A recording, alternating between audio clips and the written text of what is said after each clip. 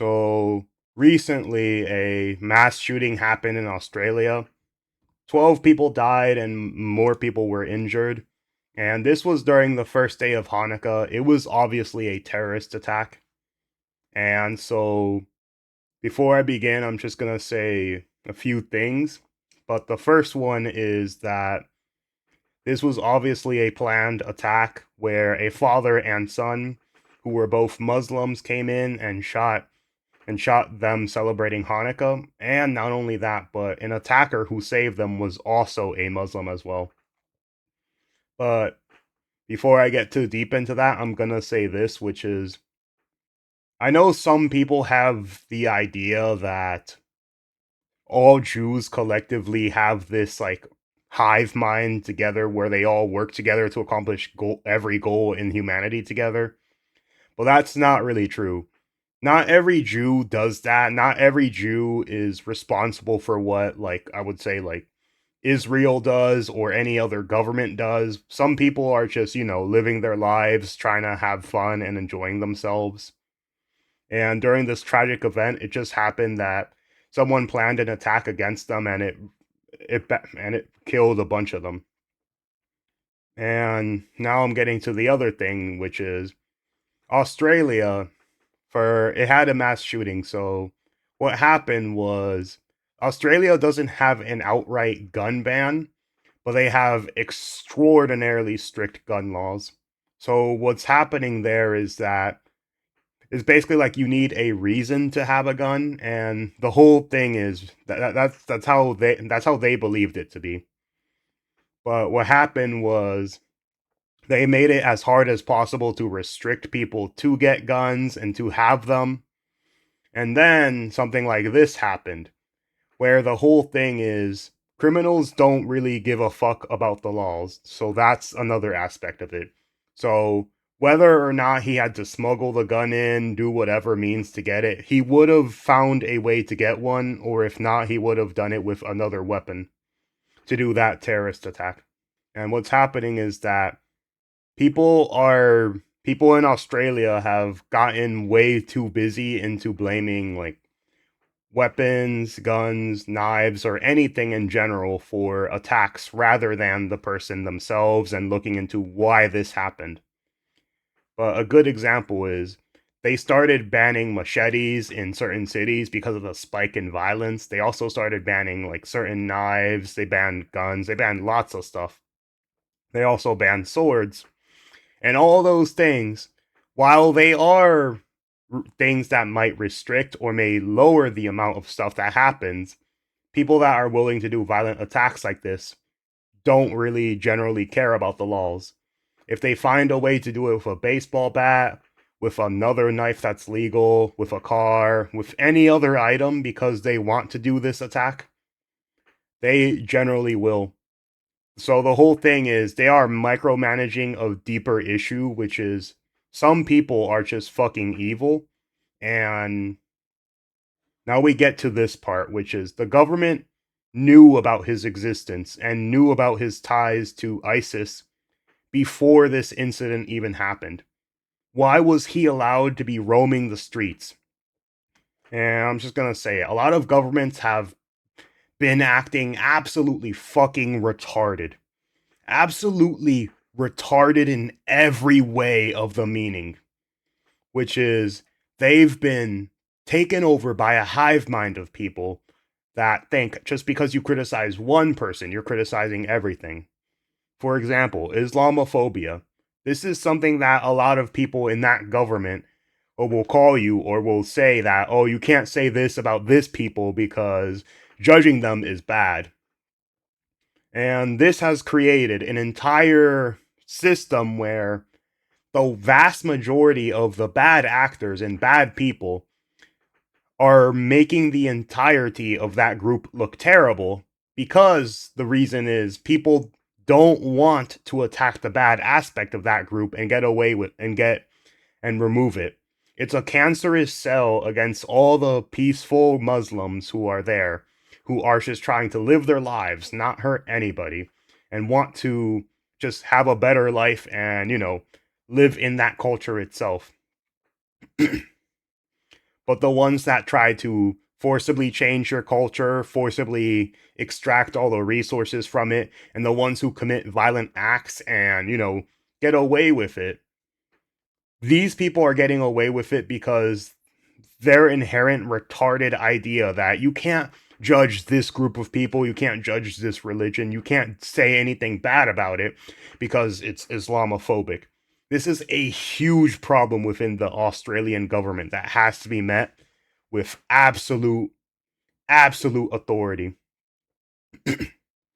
And I'll also get to a few things like the cops, the guy who saved them, and all that. I'll start playing the video and then I'll go into a few things I found on X. We are following another deadly mass shooting, this one in Australia, where police say 2 gunmen opened fire on Sydney's famous Bondi Beach, killing at least 11 people. One of the suspects also is dead.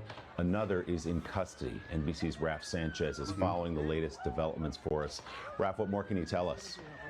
Well, Willie, Australian authorities are calling this a terrorist attack targeting the Jewish community as it was celebrating the first night of Hanukkah. Here's what we know. As you said, 2 gunmen opened fire with long guns. There are at least 11 people killed, including one of the shooters. The second gunman is in custody in critical condition. They should have fucking let him die. I'm just going to say that. They should have let the other shooter die. Fuck him.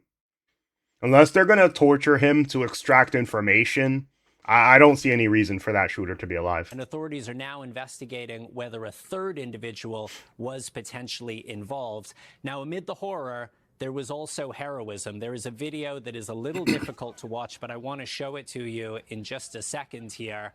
You see, if we have that video... Here you it see is. the man in white there running up and tackling that suspected gunman. There is a struggle, and you can see he appears to wrestle what looks like... I would have fucking killed him there. But I'm glad he had the balls to do that. I'm glad he had the balls to grab that gun, take it away from that guy. And this is one of those situations where he's put under extreme pressure, and because, he's probably never been in a situation where he's actively had to do this. And his decision making, some people may say, oh, he should have killed him, oh, he shouldn't have. But what matters most is he did the right decision. He put his life at risk.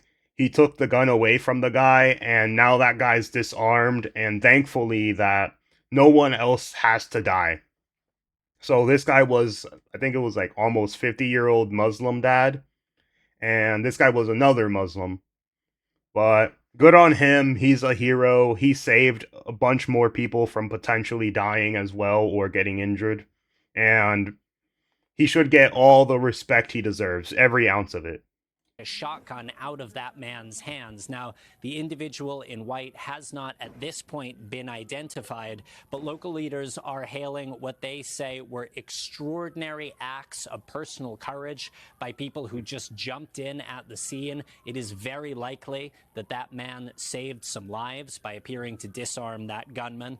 We know that at least 29 people were taken to hospital. Among them are 2 police officers. Authorities are saying police were on the scene and engaging in a gun battle with these shooters within just minutes. Yeah, and that was the son, I think. Yeah. Police are also saying that they found a car linked to the killed gunman, which does appear to contain improvised explosive devices. Now, the bomb squad there in Sydney is probing that vehicle. They are looking for more clues. They are looking for more details about the motives. And, Willie, a massive police investigation is now underway, but we can already say at this point that this is one of the worst gun massacres in Australian history. Willie? Just terrifying images there at one of the favorite places, not just in Australia, but in the world. As you say, a Jewish celebration, the first night of Hanukkah, some 1,000 people gathered there. And it just gives you chills, breathtaking to watch the heroism of that one man to disarm one of the gunmen, but not before, as you say, 11 people were killed. So where will this investigation, Raf, go now from here? You have one of the gunmen dead. You have one, as you say, in critical condition. There were improvised devices, bomb disposal units being dispatched there. Clearly, this was planned, a long time coming. What are the next steps here? Yeah, so Willie, we are heading into the nighttime now in Australia, but you have a massive crime scene along Bondi Beach now.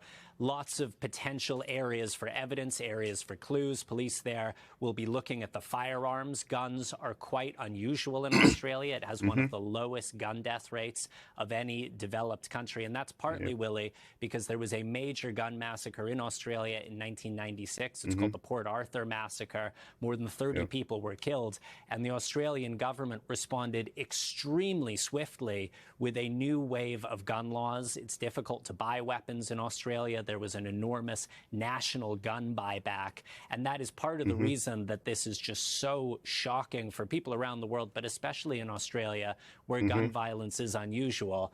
As you say, they have one of the suspected gunmen in custody. They are Yep. describing him as being in critical condition. We don't know if at some point they are going to be able to interrogate this individual.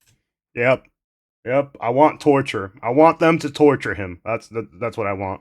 To find out more about the planning, about the motivation here, but they will be scouring the social media accounts of the people that were involved. They will be looking at the weapons, and of course, they will be looking at that vehicle, which was found near the sea, and it appears that those improvised Mm-hmm. explosive devices did not go off. We Yeah, that's good too. But another thing about explosions is that this is within some of the radical Muslims, but Allahu Akbar, like suicide vest and all that, where there's an aspect of Islam where this is not indicative of everybody, but there's an aspect of it which a lot of the extreme radicals that the UAE themselves, put in jail, leave to rot, or throw out of society in general because of how bad it is and how they recognize it.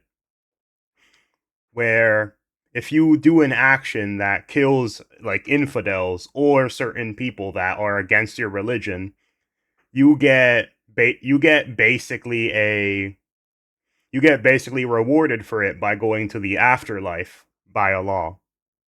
This is an aspect of it that cannot be overlooked because a lot of the terrorist attacks, especially by radical Islam, are indicative by this, which is that if you kill infidels or non-believers, you basically get you basically get sent to God, and then he'll give you 70, I think it was 72 or 73 virgins. And that aspect of it is also there, which must be looked at. do not know whether the attackers tried to employ them during the attack or not. From what we can see from video at the scene, the two individuals who were dressed in black firing those long guns from a bridge, an elevated position down onto the crowds below. You can see one of the gunmen there on that bridge firing what appears to be a rifle after his comrade was disarmed by that bystander. And there was a large police response, including armed officers, to that scene. But a massive crime scene and a lot of evidence to sift through. Police are saying at this point they believe there is no further danger to the community, but police are out in force across the Sydney area and across broader Australia right now. Willie. And on high alert, as you say. And as RAF reports, police now explicitly saying this is a terrorist attack Mm-hmm. targeting Jewish people during a Hanukkah Yep. celebration on Bondi. And attacks on them have gotten a lot more prevalent and a lot more well known.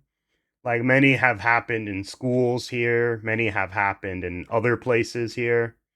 And as I said, this aspect of it comes from usually radical Islam and or people who, like, say, globalize the Intifada, or they want to destroy Jews because they think Jews are inherently evil themselves, even though most of them have no political power or authority over what happens in Jewish countries or random Jews in the media in general.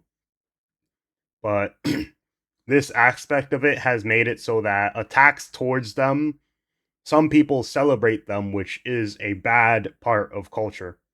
A lot of people have, like, been celebrating terrorist attacks, people dying. Like the same thing happened with Donald Trump's attempted assassinations, Charlie Kirk's assassination, the BLM riots, all this stuff, which is there's a lot of people online celebrating death and like turning these bad people into some sort of icons or heroes they should look up to. And these people need a very harsh response from the government and from others, which is if you find someone who says they're gonna, hey, I'm gonna do this and kill this guy, I'm just gonna straight up say it. We need to check. We need to check that person thoroughly. Maybe we need to put them in a mental asylum. Maybe we need to put them in jail because this aspect has been growing online, and it's very prevalent, which is a lot of people are justifying death or saying, hey, we should kill these people, or if you kill these people, you'll get this for it. This must be looked at internally because a lot of people are fucking, I would say, evil and or insane. And if it costs putting a lot more people in jail, if they are found guilty of plotting someone's death or putting them in mental asylums to do it, we must do it. Because a lot of places have become extremely soft on crime, extremely lenient. And that is why a lot of this stuff is, a lot of people are either overlooking this stuff in general or talking about it as if it's a good thing. These people must be checked out and these people must be arrested in mass, no matter how many it is.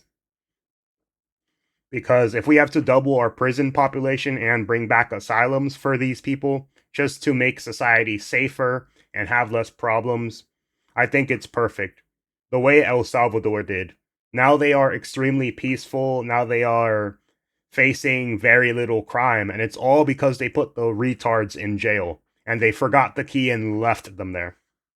Beach. Ralph Sanchez will be back to you for more throughout the morning. We appreciate it, and we will have much more both on Bondi Beach and the mass shooting in Providence, Rhode Island, coming up shortly on Sunday, today, and throughout the day on NBC News Now and NBCNews.com. We'll send you back now to your regularly scheduled programming. I'm Willie Geist.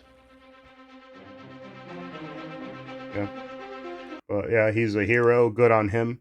Now I'll get to this part, which this is where I find some things that were problematic. So here's the first one. This one is unchecked migration or literally just retarded migration, which I think is a huge aspect of this. Which is, you can't expect a culture to just magically not change by letting a bunch of people in, whether or not you know they are good or bad for the country. And sure, there might be some of them looking for a better life, but Australia's job is not to micromanage and save everyone else. It's to make sure Australia is safe first, and then everything else is secondary compared to making sure Australia is safe, a great country, financially stable, and amazing. Even if that means turning down people that want to come there in mass, whether or not you feel bad for them should not matter. You represent Australia, so therefore everything in Australia's best interest is best. You keep voting for these bastards that actually don't have pride in our country and our Australian flag, then be prepared to get what we're going to get. And we've seen it now with the division that is happening, the hatred that we see on the streets, the escalating crime, and that's only going to escalate even further unless we take a stand on this and make sure you know who you vote for next time. And if you look at what's happening in England, Birmingham, 30% of Muslims there, and they're taking over the councils. You've got, Sharia law courts. They're losing their identity, their culture in England, and the same damn thing is going to happen here. It is absolute basket case of what's happening out there, and no wonder the Australian people are so angry. But I'll keep fighting about the mass migration. It is about mass immigration that's happening here, and it's destroying our standard of living, way of life, and our access to services that every Australian has a right to. But the government brings them in purely for the vote, and the fools out there keep voting for them. You're going to suffer. You will suffer. Yeah.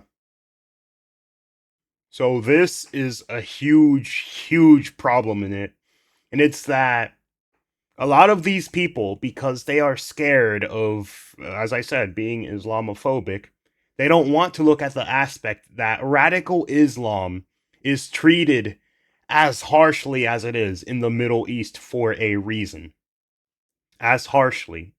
A lot of the Muslim countries are far better at micromanaging it because they've had to deal with this bullshit for thousands of years.